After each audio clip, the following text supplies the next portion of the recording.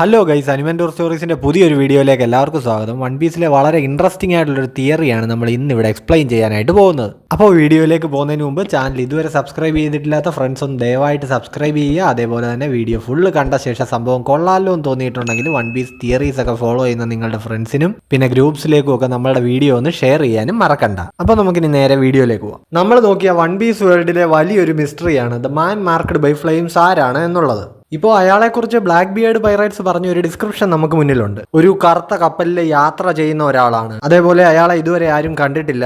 അടുത്തേക്ക് ചെല്ലുന്ന കപ്പലുകളെയൊക്കെ കടലിൽ ഒരു ചുഴി ഉണ്ടാക്കി അതിലേക്ക് പെടുത്തുന്നതാണ് അയാളുടെ രീതി എന്നൊക്കെ. അപ്പോൾ ഇയാൾ ഒരു ഡെവിൾ ഫ്രൂട്ട് യൂസർ ആകാം, അതേപോലെ തന്നെ വേൾഡ് ഗവൺമെന്റിന് വേണ്ടി ജോലി ചെയ്യുന്ന ഒരാളാകാം എന്നിങ്ങനെ പല അസംഷൻസ് ഇവർക്കുണ്ട്. എന്തായാലും ഫിഷ്മാൻ ഐലൻഡിൽ ഉണ്ടായിരുന്ന ആ 4ാമത്തെ റോഡ് പോണ ക്ലിഫ് ഇപ്പോൾ ഇയാളുടെ കയ്യിലാണ് ഉള്ളത്. സോ ഇങ്ങനെ കണ്ടെത്താതെ ആർക്കും വൺ പീസിനടുത്തേക്ക് എത്താനാകില്ല. ഇപ്പൊ നമ്മൾ ഒരുപാട് പുറകോട്ട് പോയാൽ, അതായത് മങ്കി ഡി ലുഫി അവന്റെ ആ ഒരു ചെറിയ ബോട്ടിൽ യാത്ര ആരംഭിക്കുന്ന ആ ഒരു ടൈം കുറച്ചു പോയി കഴിയുമ്പോഴേക്ക് ആ ബോട്ട് വലിയൊരു ചുഴിയിൽ അകപ്പെടുന്നുണ്ട്. ലൂഫി ആ യാത്ര തുടങ്ങുമ്പോൾ അന്തരീക്ഷത്തിലൊന്നും യാതൊരു പ്രശ്നവും ഇല്ലായിരുന്നു, നല്ല തെളിഞ്ഞ കാലാവസ്ഥയാണെന്ന ഒരു ഡയലോഗ് തന്നെ അവിടെ ഉണ്ട്. സോ അത്രയും വലിയൊരു ചുഴി അപ്രതീക്ഷിതമായിട്ട് അവിടെ എങ്ങനെ പ്രത്യക്ഷപ്പെട്ടു? പറഞ്ഞ ഡിസ്ക്രിപ്ഷൻസ് അനുസരിച്ച് അത് ഈ മാൻ മാർക്ക്ഡ് ബൈ ഫ്ലെയിംസിന്റെ പണിയാവാൻ വഴിയുണ്ട്.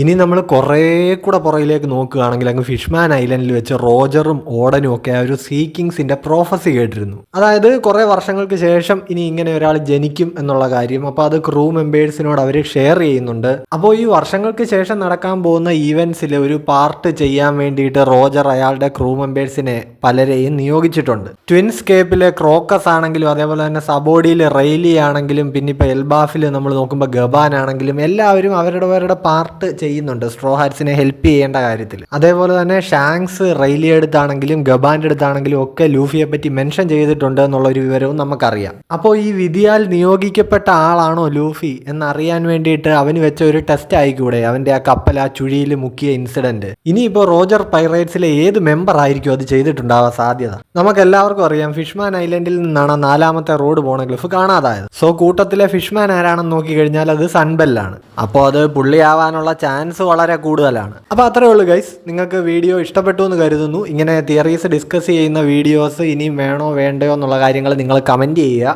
അതേപോലെ തന്നെ വൺ പീസിലെ തിയറീസ് ഒക്കെ ഫോളോ ചെയ്യുന്ന നിങ്ങളുടെ ഫ്രണ്ട്സിന് ഈ വീഡിയോ ഷെയർ ചെയ്യാൻ മറക്കണ്ട.